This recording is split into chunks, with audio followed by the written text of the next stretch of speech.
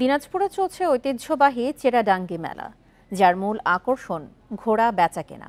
প্রতিদিন বিকেলে আয়োজন করা হয় ঘোড়দৌড়ের, যাতে ঘোড়া দেখে শুনে কিনতে পারেন ক্রেতারা।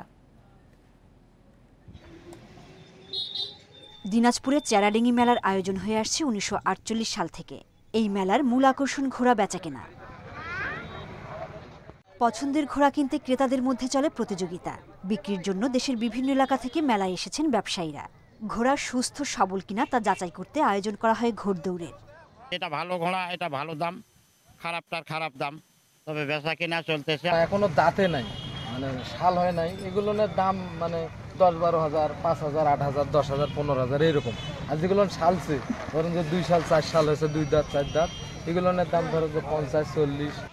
ঘোড়া ও ঘোড়দৌড়েই শেষ নয় চেরাডাঙ্গি মেলার আকর্ষণ। যাত্রা, সার্কাস, নাগরদোলা সহ বিভিন্ন ধরনের রাইড উপভোগের সুবিধা আছে। মুখরোচক খাবারের পাশাপাশি হরেক রকম পণ্যের পসরাও বসিয়েছে দোকানিরা। আজকে তাদেরকে বাস্তবে দেখার জন্য আমরা এই মেলাতে নিয়ে আসি, ঘোড়া দেখানোর জন্য। এখানে ব্যবসা করে খুব শান্তি। আপনার বিভিন্ন জায়গার মানুষ আসে এখানে, পণ্য টন্য কিনতে আসে, গরু কিনতে আসে, মহিষ কিনতে আসে।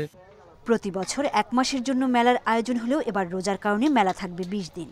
তবে এতে আকর্ষণে কোনো ভাটা পড়বে না বলে মনে করেন আয়োজকরা।